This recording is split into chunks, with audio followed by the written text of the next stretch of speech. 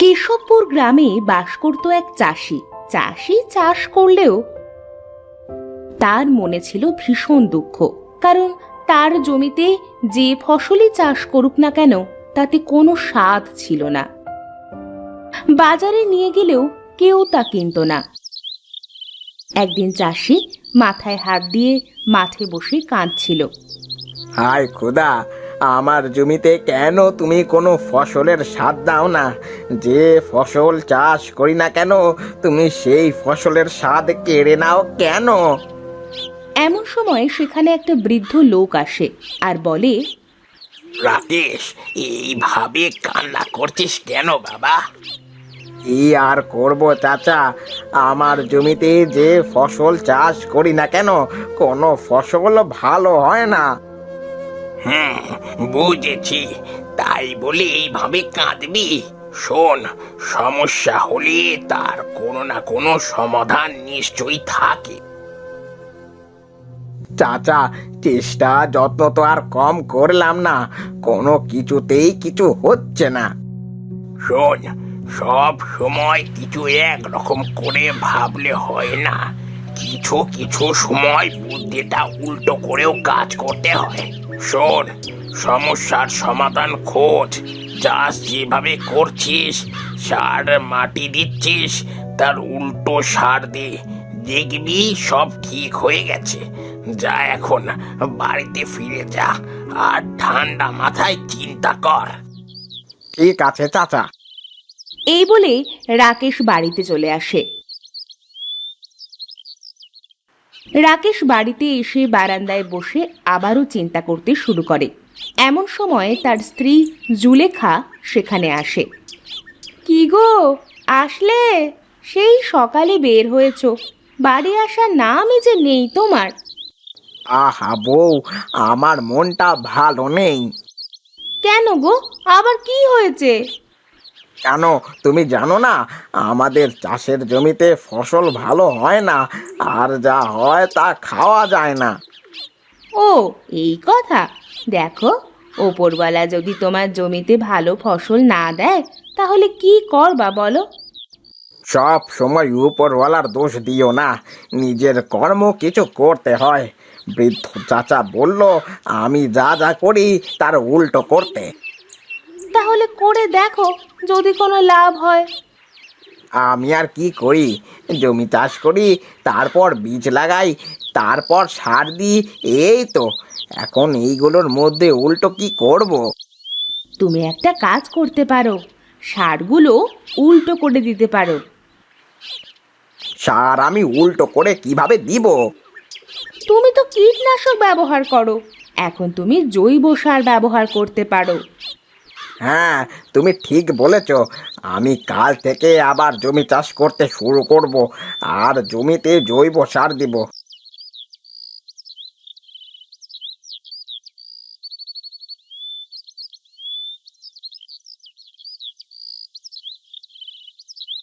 পরের দিন সকালে রাকেশ তার দুটো গরু নিয়ে মাঠে যায় আর জমিতে চাষ করতে শুরু করে।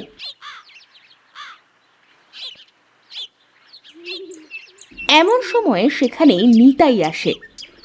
আরে রাকেশ, জমিতে আবার কি চাষ করবি? দাদা, এবার ভাবছি জমিতে আলু লাগাবো। আলু?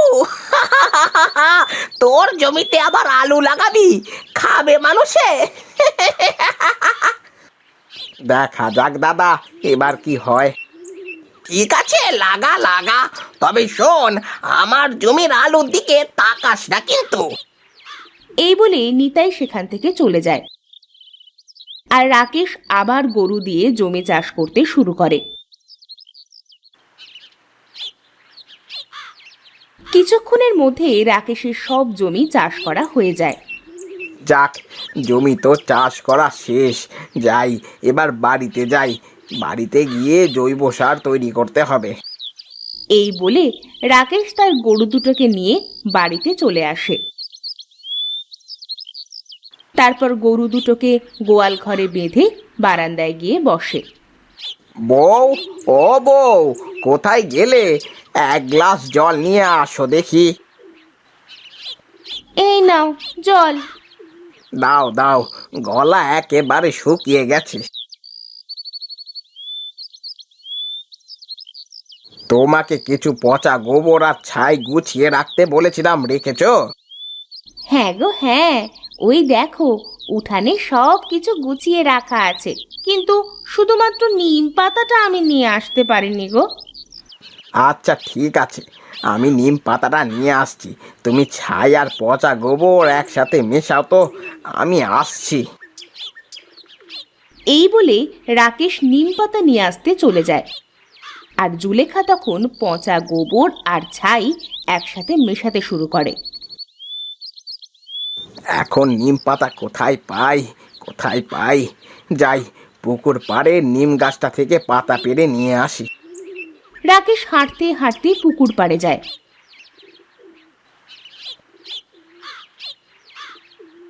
আর গিয়ে দেখে নিম গাছের ঢালে একটা বৃদ্ধ চাচা বসে আছে। এ কি চাচা, আপনি গাছের ডালে বসে কি করছেন? কিছু না। তা তুই বুঝি নিম পাতা নিতে এসেছিস? হ্যাঁ চাচা, আমি নিম পাতা নিতে এসেছি।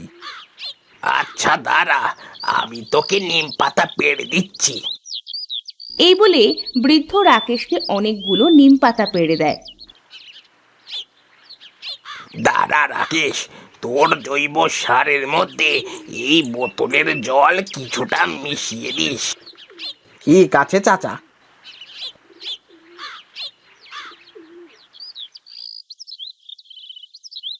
ওগো, তুমি এসেছো? হ্যাঁ, এই তো নিম পাতা আর চাচার দেওয়া জল নিয়ে এসেছি। চাচা? চাচা কোথায় পেলে তুমি আবার? ওই যে বৃদ্ধ চাচার কথা বলেছিলাম, যে চাচা আমাকে সব কিছু উল্টো করে চাষ করতে বলেছিল।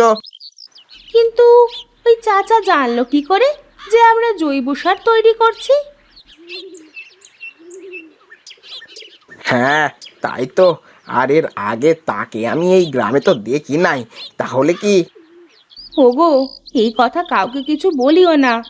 ওপরওয়ালা মনে হয় এবার আমাদের দিকে মুখ তুলে চেয়েছে। নাও নাও, নিম পাতা আর বোতলের জল দিয়ে সার তৈরি করা শুরু করো। দাঁড়াও, আমি নিম পাতা পাটায় বেটে নি।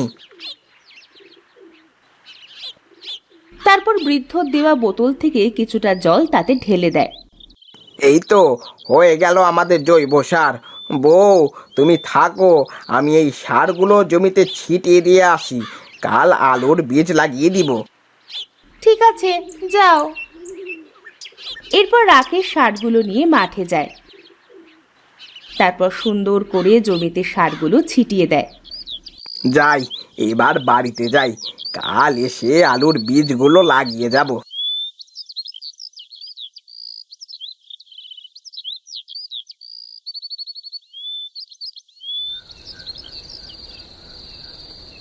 ওপরওয়ালাই জানে এবার আমাদের কপালে কেমন ফসল হবে। হ্যাঁ গো, এবার ফসল ভালো না হলে তো আমরা পথে বসবো। তুমি কোনো চিন্তা করো না, এখন ঘুমিয়ে পড়ো। কাল বীজগুলো লাগাও তো। ওপরওয়ালা যা করবেন ভালোর জন্যই করবেন। এই বলে জুলেখা আর রাকেশ ঘুমিয়ে পড়ে।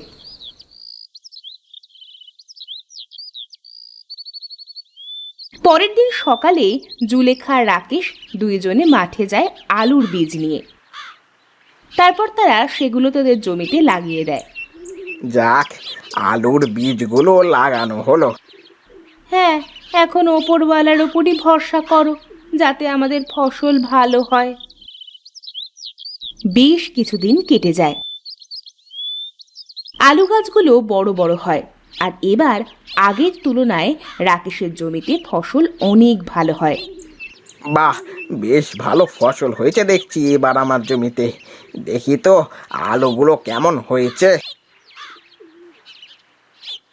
আলুগুলো তো বড় বড় হয়ে গেছে, কিছু দিনের মধ্যে তোলা যাবে দেখছি। এবার আগে নিজে খাবো, তারপর বাজারে বিক্রি করব। যাই, আলুগুলো নিয়ে বাড়িতে যাই।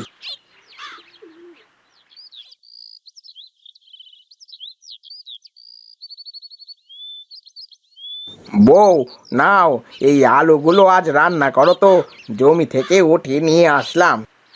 বাহ, সুন্দর আলু হয়েছে তো আমাদের। দাও দাও, নিয়ে গিয়ে রান্না করি। জুলেখা আলুগুলো নিয়ে গিয়ে রান্না করে। কিছুক্ষণ পর তা দিয়ে রাকেশকে ভাত খাইতে দেয়। আহা, দারুণ স্বাদ হয়েছে আলুর। বউ বউ, খেয়ে দেখো আলু কত মিষ্টি খেতে। হ্যাঁ গো, তাই তো দেখছি। যাক, ওপরওয়ালা মনে হয় এবার আমাদের দিকে মুখ তুলে তাকিয়েছেন, বলো। হ্যাঁ গো, কাল আমি আলু তুলে বাজারে বিক্রি করতে যাব। পরের দিন রাকেশ জমি থেকে আলু তুলে বাজারে বিক্রি করতে যায়। আলু নিয়ে যান, আলু, মিষ্টি আলু, খেতে দারুণ সুস্বাদু। রাকেশ, তুই আবার আলু নিয়ে এসেছিস? তোর আলু তো খাওয়া যায় না।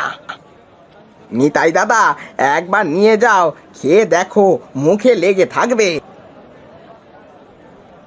রাকেশ নিতাইকে আলু দেয়। সেদিন রাকেশের আলু দেখতে দেখতে ফুরিয়ে যায়।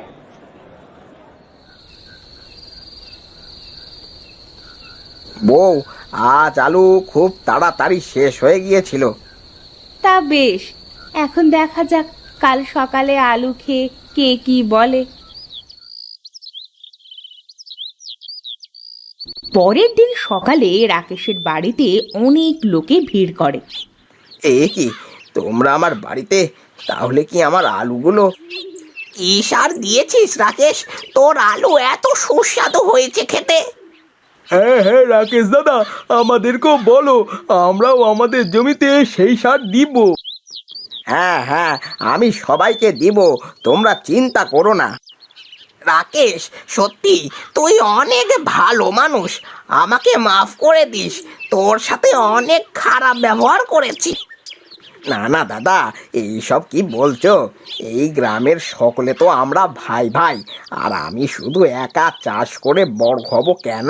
সকলে মিলে একসাথে চাষ করে এই গ্রামটাকে উন্নয়ন করব। জয় আমাদের রাকেশ দাদার জয়, জয় রাকেশ দাদার জয়। এরপর থেকে সকলে মিলে সার তৈরি করতে শুরু করলো। তারপর সেগুলো তাদের নিজ নিজ জমিতে দিয়ে দেয়। কিছুদিনের মধ্যে সকলের জমিতে অনেক ভালো ফসল ফলে। এই দেখে সকলে অনেক খুশি হয়।